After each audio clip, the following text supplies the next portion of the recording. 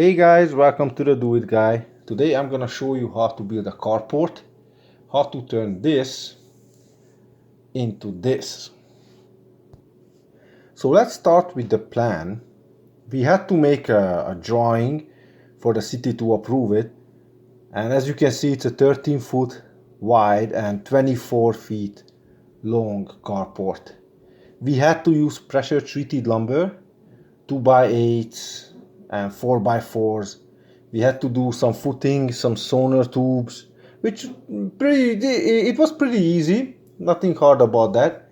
But as you can see, I have all the layouts here, all the descriptions. As you can see the distance between the 2x8 joist. The ledger board were also 2x8 fastened to the studs inside my garage. It's pretty simple. It's nothing hard about it. Me and my brother, we did it in 2 days. So first we had to start with a little bit of a cleanup. As you can see, I have some garbage here on the side of my garage.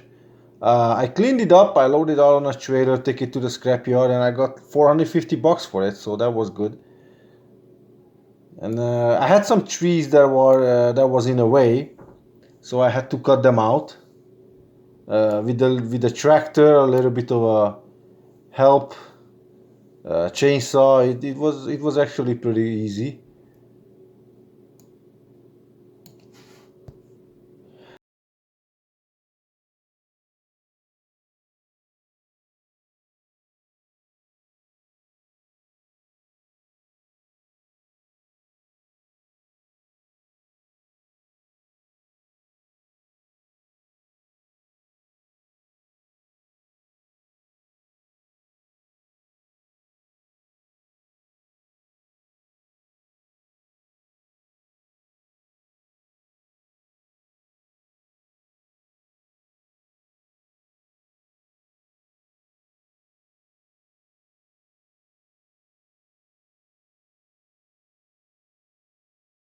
Now that the trees are out of the way, I can actually come here with the trailer and load all the metal and take it to the scrapyard.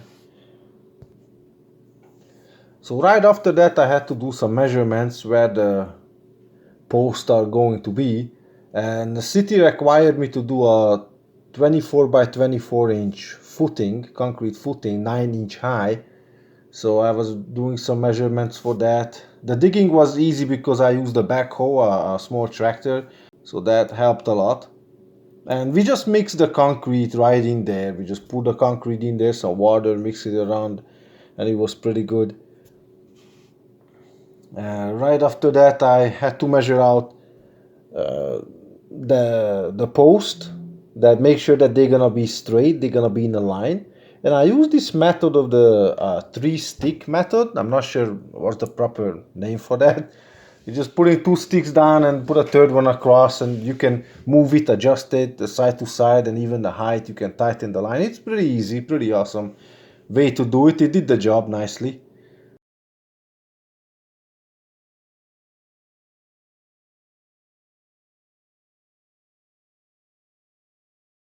So once the footing cured, we placed the 8-inch sonar tube in there, mix some concrete.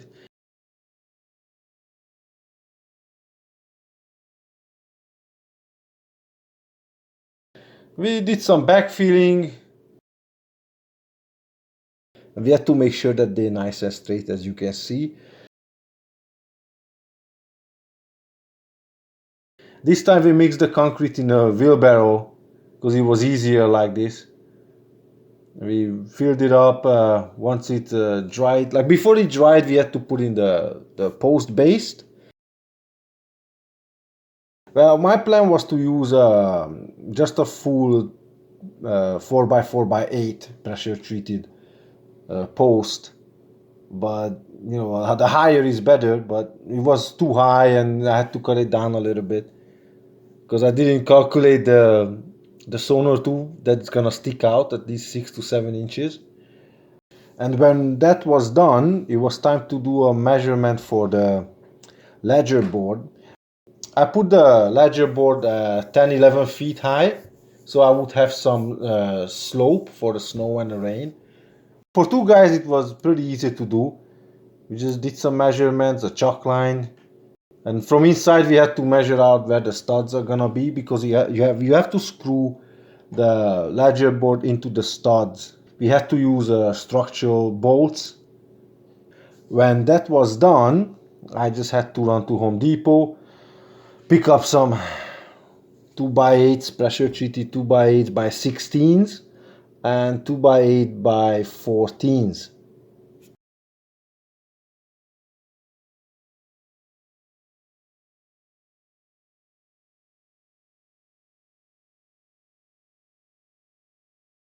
The 2x8 by 14s, the joists, were pretty easy to do. You do one, you make sure that that one is fit nicely, and then you just copy the rest of them. The city required us to use joist hangers, which I would have done anyway, because I wanted to make sure that it stays there. So we just had to make sure that they 24-inch centered. And right after that, we just put the OSB sheetings. And when that was done, just pretty much the shingles, and it was finished. So it's pretty good to do. The total cost was $1,100, so it wasn't much. And look at the size. It's I can put a tractor, a truck, a pickup truck, a lawnmower. I can put a lot of stuff on there. So I'm very happy that I did it. It's totally worth it. And for two guys, only took three days. So I hope you liked it. Thanks for watching.